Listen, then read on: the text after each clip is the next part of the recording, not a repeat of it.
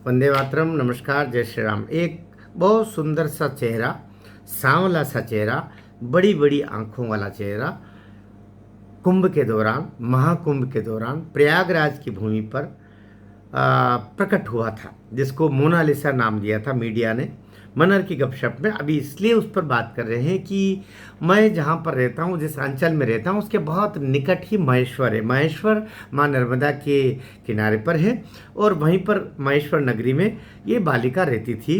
रुद्राक्ष की माला, विभिन्न तरीके की माला, ये सब बेचना उसके आजीविका का काम था। और यही महेश्वर से चल करके अपने परिवार के साथ में, अपने बहन, अपने पिताजी वगैरह के साथ में वो कुंभ प्रयागराज पहुंची और वहां पर मीडिया की दृष्टि पड़ी इसके ऊपर कि कितनी सुंदर आंखों वाली ये लड़की है।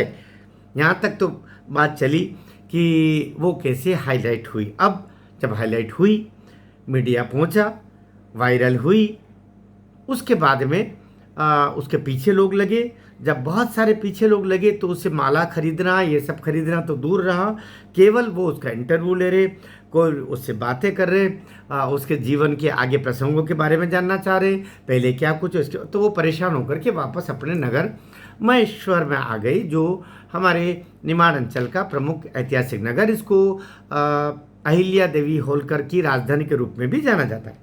धार्मिक नगरी है, ऐतिहासिक नगरी है, बड़ी नगरी है, अच्छी नगरी है। बहुत सारे फिल्मों के फिल्मांकन, दृश्यांकन भी वहाँ पर होते हैं। अब बात चल रही है कि अब क्या। उस समय एक सुमित मिश्रा करके एक डायरेक्टर आया, उसने भी खूब सुर्खियाँ बटोरी और उसने द डायरी ऑफ मणिपुर नाम से उसने एक फिल्म बनाने की घोषणा की।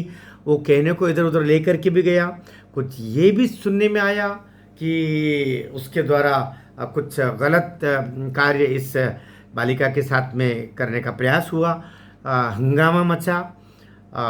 प्रकारांतर से फिर कुछ समझौता हुआ होगा या क्या हुआ होगा कि फिर उस लड़की ने कह दिया नहीं, मेरे साथ कुछ भी नहीं हुआ। उसके परिवार के लोगों ने भी कह दिया कि नहीं, इसके साथ ऐसा कुछ भी नहीं हुआ, हम तो साथ में थे। बहरहाल वो धुआं उठा, लेकिन पता नहीं चला आग थी कि नहीं थी, लेकिन जो कुछ था वो वहाँ जा कर के रुक गया। अब बात चल रही कि वो कहाँ है, कहाँ है। कुछ लोग मुझसे भी पूछते हैं आपके क्षेत्र की कहाँ है। हमने पता किया वो यहीं है और वो इधर उधर कुछ वीडियो बनाना, क्योंकि उसके जो फैन फॉलोइंग्स जिसको कहते हैं, बहुत सारे उसके सब्सक्राइबर्स, उसकी अपनी चैनल, उसके अपने वीडियोस, ये खूब पर्याप्त हुए हैं। एक उसने बीच में छोटा सा वीडियो फिल्म भी बनाई थी, जिसमें उसने सादगी करके ऐसा कुछ बनाया था उसने, और लेकिन बात बनी नहीं। कितना कुछ चलता है। तो चूँकि उसका फिल्मांकन तो ठीक ही ठीक था, लेकिन मैंने भी चूँकि देखा था उसको, लेकिन उसकी जो कर्णप्रियता होनी चाहिए गीत की, वो मुझे नहीं लगी। और प्रकारांतर से वो कब आया कब गया, लेकिन अर्थाभाव से ये लड़की फिर जूझ रही है। और अभी जहाँ तक मेरी जानकारियाँ हैं कि वो वापस उन्हीं दुर्दिनों में पहुँच गई। यद्यपि उसको बम्बई के तट पर किसी 1 करोड़ की गाड़ी में घूमते हुए भी दिखाया गया।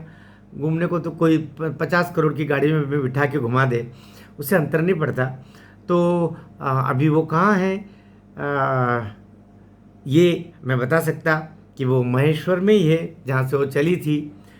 तो हम कह सकते हैं कि लौट के मोनालिसा वापस घर को आई और परिवार वापस वही माला का ही धंधा कर रहा है जैसे पहले करता था। लेकिन अभी उसके साथ जिस तरीके से द डायरी ऑफ मणिपुर नाम से वामपंथियों ने उसको पकड़ा था, दबोचा था, उसका यूज़ करना चाहा था, और इस तरीके से भी वो कहीं ना कहीं वर्तमान सरकार को कटघरे में लाने का प्रयास कर रहे थे।